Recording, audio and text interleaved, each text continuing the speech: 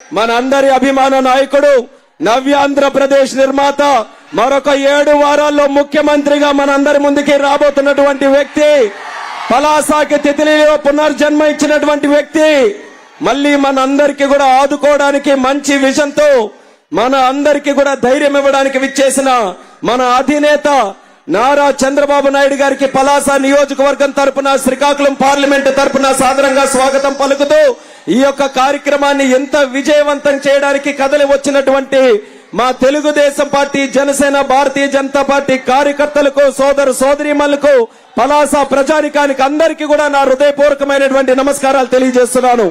పలాస పౌరుషం చూస్తున్నాను, పలాస ఉగ్ర రూపం చూస్తున్నాను. ఈ ఉగ్ర రూపం దాల్చినటువంటి పలాసని తట్టుకునే శక్తి ఆ దొంగల రాజ్యానికి, దొంగల రాజుకి లేదనేది కూడా తెలియజేస్తున్నాను. మీరందరూ కూడా సంసిద్ధంగా ఉన్నారనే మెసేజ్ ఈ కార్యక్రమం ద్వారా మనం అందిస్తున్నాం. ఈ 4 వారాలు కూడా మనం ప్రతి సెకండ్ కూడా మన గెలుపు కోసం కృషి చేసి పలాస చరిత్రలోనే ఎన్నడూ ఎరగనటువంటి మెజారిటీతో తెలుగుదేశం, జనసేన, బీజేపీ తాలూకా ఎన్డీఏ కూటమిని మన అభ్యర్థిగా శిరీష్ అక్క గారిని అత్యధికమైనటువంటి మెజారిటీతో గెలిపించమని ఇక్కడ ఉన్నటువంటి ప్రజలందరికీ కూడా కోరుకుంటూ, ఎంపీగా కూడా నాకు కూడా గెలిపించమని కూడా మీ అందరికీ కూడా ఆశీర్వదించమంటున్నాను. పలాసలో ఈ రోజు పెద్ద పులి దిగింది.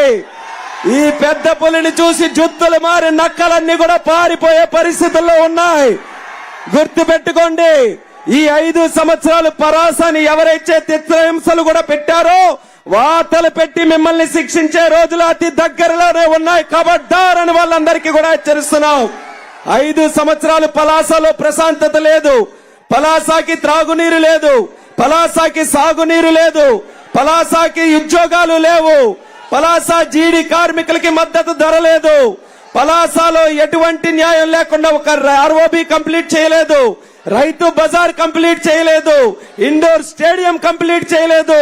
ఇలా ఏ కోణాన చూసుకున్నా సరే ఈ 5 సంవత్సరాలు పలాసలో కొండల్ని మింగారు తప్పితే ఏ ఒక్కరికి కూడా న్యాయం చేసే పరిస్థితి ఈ రోజు లేదు.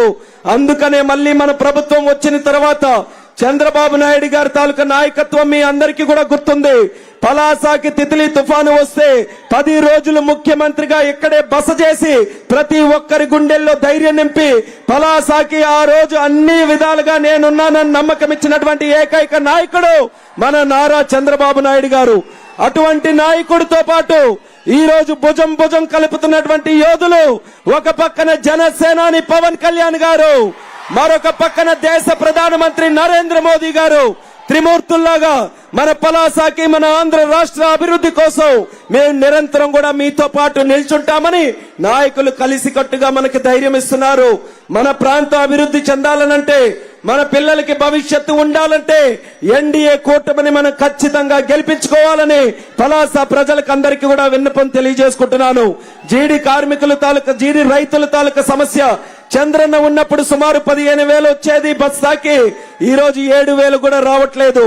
పార్లమెంట్ లో ప్రత్యేకంగా నేను ప్రశ్న అడిగాను కేంద్ర ప్రభుత్వానికి, మా జీడి ప్రాంత రైతులకు ఆదుకోండనంటే ఆ రోజు కేంద్ర ప్రభుత్వం సమాధానం ఇచ్చింది, రాష్ట్ర ప్రభుత్వం నుంచి ఒక్క రిప్రజెంటేషన్ కూడా జీడి రైతులకి సంబంధించి రాలేదని. మీలాగా పేటీఎం బ్యాచ్ లాగా మాట్లాడే నాయకుడిని కాదు. పార్లమెంట్ లో చెక్ చేసుకోండి, ఫిబ్రవరి సమావేశాల్లో క్వశ్చన్ నంబర్ 625 అడిగితే ఈ యొక్క రాష్ట్ర ప్రభుత్వం జీడి కార్మికుల మీద, రైతుల మీద అస్సలు స్పందించే పరిస్థితి లేదు. ఆ రైతుల్ని మళ్ళీ మనం ఆదుకోబోతున్నాం. అలాగే సాగునీరుకి చంద్రన్న పెట్టినటువంటి ఆ రోజు ఆలోచన, వంశధార నుంచి బాహుదా వరకు లింకప్ చేసి అక్కడ వంశధార తాలూకా నదీ జలాలను ఇచ్చాపురం వరకు కూడా తీసుకొని వెళ్లాలని ఆ జియో తీసుకొని వస్తే ఆ జియోని కూడా చింపేసి పక్కన పెట్టారు. మళ్ళీ ఆ లింకప్ అనుసంధానం చేసేటటువంటి స్థాయిలో చంద్రన్న పనులు చేపట్టబోతున్నారని కూడా ఈ సందర్భంగా తెలియజేస్తున్నాం. ముఖ్యంగా పలాసలో ఆర్మీ, ఎక్స్ ఆర్మీ తాలూకా వ్యక్తులు చాలా మంది ఉన్నారు. వాళ్ళ కోసం కార్పొరేషన్ గురించి చంద్రన్న ఆ రోజు ముఖ్యమంత్రిగా ఉన్నప్పుడే అడుగులు వేశారు. చేసే సమయానికి ప్రభుత్వం మారింది. మళ్ళీ ఆయన మాటల్లోనే ఖచ్చితంగా కార్పొరేషన్ ఏర్పాటు చేసి మా పలాస నుంచి, శ్రీకాకుళం జిల్లా నుంచి అనుక్షణం బార్డర్ లో సైనికుల్లా పనిచేస్తున్నటువంటి ప్రతి ఒక్కరికి కూడా, ఆ కుటుంబాలకి కూడా ఆదుకోవాలని చంద్రన్నకి ఈ సందర్భంగా విన్నపం తెలియజేసుకుంటున్నాను. అలాగే ఎక్కువ మంది ఉన్నటువంటి పలాస నియోజకవర్గానికి నా వంతుగా కేంద్రీయ విద్యాలయం ఇక్కడే ఏర్పాటు చేయడానికి కూడా వచ్చే 5 సంవత్సరాల్లో నేను కృషి చేస్తానని పలాస ప్రజల సాక్షిగా ఈ సందర్భంగా మీ అందరికీ తెలియజేస్తున్నాను. మీరందరూ మా ఇద్దరికి కూడా ఆశీర్వదించండి. మా నమ్మకం అంతా మా చంద్రన్నే. చంద్రన్న ఉంటే రాష్ట్రంలో ఏదైనా సాధ్యం. చంద్రన్న విజన్ తో ఈ రాష్ట్రం దేశంలోనే నెంబర్ 1 కాదు, ప్రపంచంలోనే తెలుగువాడి సత్తా ఏంటో నిరూపించడానికి చంద్రబాబు నాయుడు గారు, పవన్ కళ్యాణ్ గారు, మోదీ గారు మనతో పాటు నిరంతరం కూడా ఉంటారు. కాబట్టి పలాస ప్రజలు కూడా దానికి అనుగుణంగా సహకరించమని తెలియజేసుకుంటున్నాను. పలాసలో ఈ రోజు ముఖ్యంగా మీ అందరికీ ఉన్నటువంటి భయం, భూ కబ్జాలు విచ్చలవిడిగా పెరిగిపోయినాయి. ప్రతి ఒక్కరు కూడా వారం రోజులకి నెలకొక్కసారి ఉద్యోగస్తులు గాని పేదవాళ్లు గాని మా భూమి ఎక్కడుందో తిరిగి చూసుకోవాల్సినటువంటి పరిస్థితి ఉంది. ఎందుకనంటే పెద్ద పెద్ద అనకొండాలు తిరుగుతున్నాయి, ఇక్కడ కొండల రాజులు తిరుగుతున్నారు. ఇక్కడ ఎప్పుడు ఏ కొండ మింగేస్తారో, ఎవరి భూమి మింగేస్తారో తెలియనటువంటి పరిస్థితుల్లో భయభ్రాంతులుగా పలాస ప్రజలందరూ కూడా ఉన్నారు.